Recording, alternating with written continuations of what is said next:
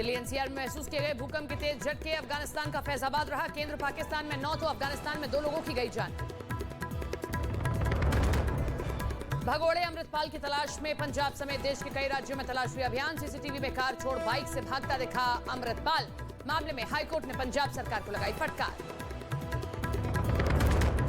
आबकारी नीति केस में मनीष सिसोदिया की राउज एवेन्यू कोर्ट में पेशी आज। दिल्ली के जंतर मंतर पर बीजेपी करेगी आम आदमी पार्टी के खिलाफ प्रदर्शन।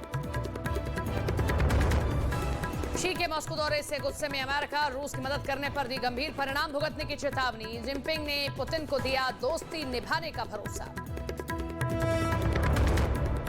चैत्र नवरात्र का पहला दिन आज। मां शैलपुत्री की पूजा करने के लिए सुबह से ही मंदिरों में लगा भक्तों का तांता।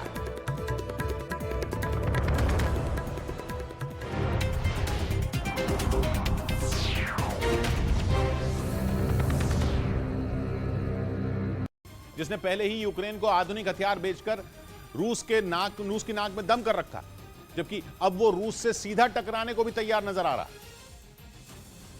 और ऐसी आशंका इसलिए जताई जा रही है क्योंकि ये तीसरी बार है जब अमेरिका ने रूस के करीब पहुंचकर खलबली मचा दी।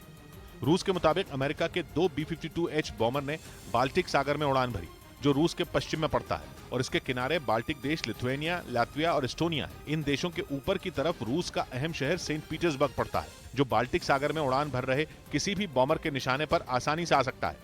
इसी वजह से रूस ने कोई जोखिम उठाना ठीक नहीं समझा और उसने दावा किया कि अमेरिकी बॉम्बर को खदेड़ने के लिए सुखोई विमान भेजे गए। रूस ने दावा किया कि सुखोई को आता देखकर अमेरिका के दोनों बॉम्बर रूस की हवाई सीमा से दूर चले गए।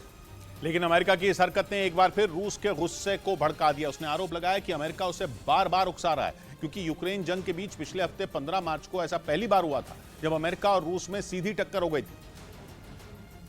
क्योंकि अमेरिका का एक जासूसी और हमला करने में माहिर ड्रोन MQ-9 रीपर रूस के दक्षिण में काला सागर के ऊपर पहुंच गया था, जिसे रोकने के लिए रूस ने अपने 2 सुखोई लड़ाकू विमानों को भेजा था। तब अमेरिका ने आरोप लगाया था कि रूस के सुखोई विमान ने टक्कर मारकर उसके ड्रोन को काला सागर में गिरा दिया, जिसका एक वीडियो भी अमेरिका ने जारी किया था। उसके 2 रोज बाद ही अमेरिका ने अपने RQ-4 ग्लोबल हॉक नाम के ड्रोन को काला सागर में क्राइमिया के करीब भेज दिया। रूस ने आरोप लगाया था कि अमेरिकी ड्रोन ने वहां जासूसी की और अब अमेरिका के 2 बॉम्बर ने बाल्टिक सागर में रूस के करीब उड़ान भरी। इसी वजह से इस बात की आशंका बढ़ गई कि कहीं आने वाले दिनों में दोनों देश सीधी जंग तो नहीं छेड़ देंगे। इधर मनी लॉन्ड्रिंग केस में तेलंगाना के मुख्यमंत्री के चंद्रशेखर राव की बेटी के कविता से ईडी ने दिल्ली में तीसरी बार पूछताछ की।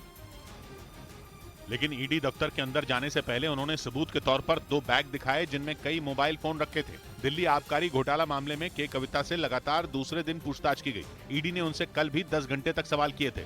उधर पाकिस्तान के